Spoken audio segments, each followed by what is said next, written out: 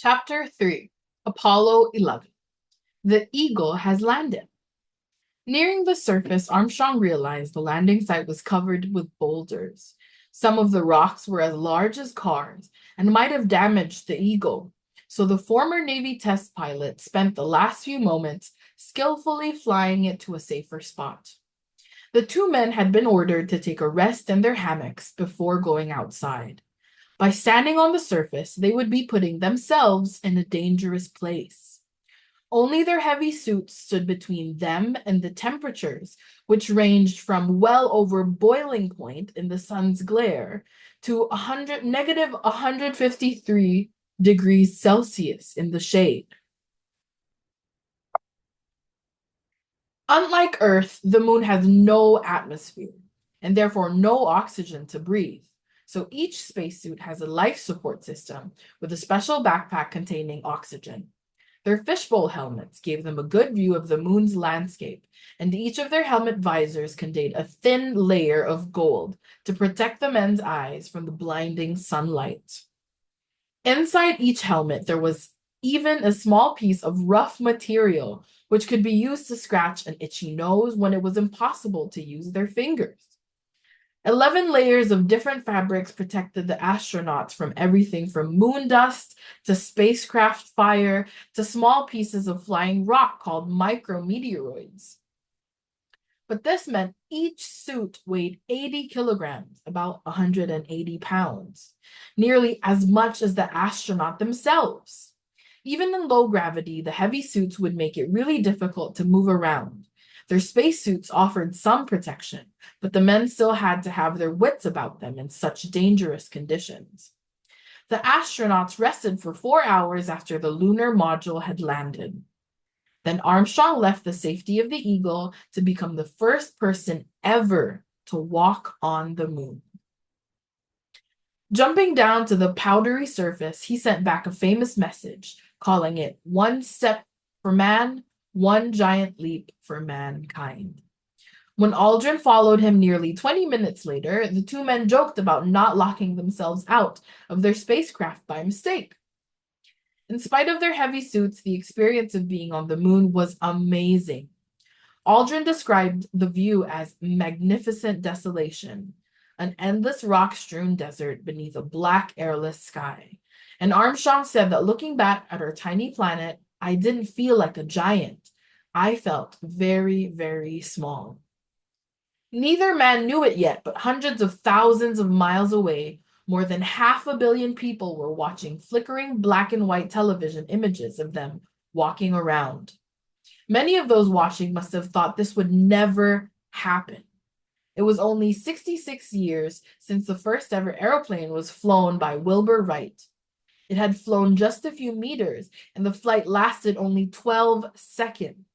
And now these men had made it all the way to the moon. Two tiny pieces of Wright's plane traveled with the astronauts to mark this amazing achievement. However, after such an incredible journey, they were given less than 3 hours to explore before it was time for the Eagle to lift off the surface and rejoin Collins orbiting high above. Because of the problems they'd had landing, there was barely enough fuel left to take off again when it was time to return to the spacecraft.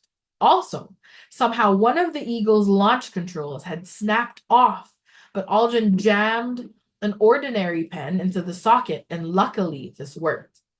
Collins watched nervously as what he called the little golden bug came closer and closer. Soon after the two spacecrafts joined back together, he was able to welcome them back into the capsule. It took 3 astronauts another 3 days to make the return journey. The lunar module and the service module, the long cylinder beneath the cone-shaped command module, were abandoned out in space. The only part of the huge Saturn V rocket left was the command module, which re-entered the Earth's atmosphere at a speed of more than 38,500 kilometers, or 24,000 miles an hour, and splashed down to safety in the Pacific Ocean.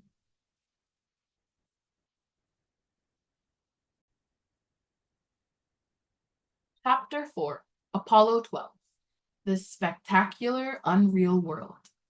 By the time Apollo 11's capsule splashed down, 8 days after launch, three more astronauts were already preparing for a second moon landing.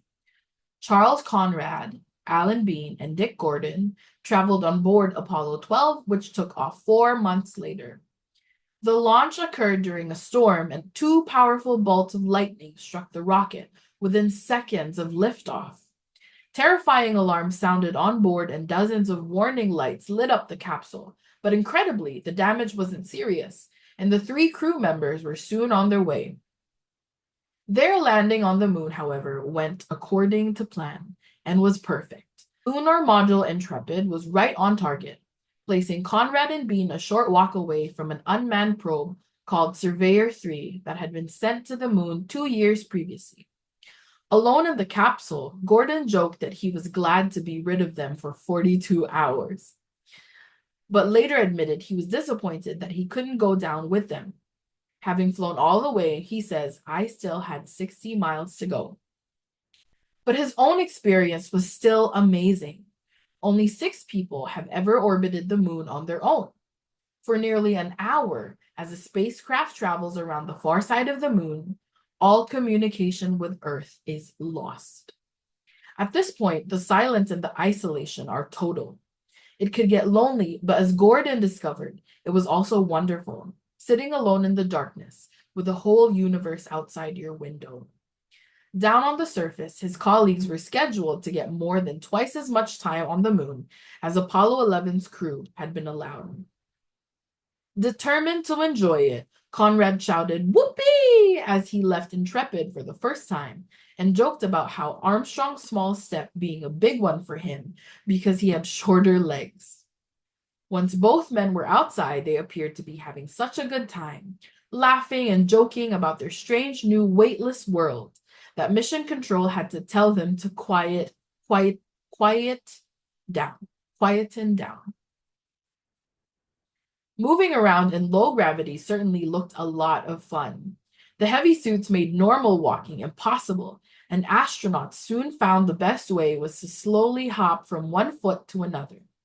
If one of them tripped, he fell to the ground very slowly and then had to perform a strange bouncing movement in order to get back up again. Unlike Apollo 11's crew, the Apollo 12 pair had time to enjoy the experience. Bean found it all slightly unreal, like he was dreaming. To him, the Earth looked like a gleaming blue and white eye, slowly opening and closing. And he found he was muttering to himself, "This is the moon. I'm really here. I'm really here." Like many of those listening to the astronaut's excited chatter on the radio, he could hardly believe it was true. But Bean had to work as well, and like Conrad, he had a small notepad attached to his sleeve reminding him what to do.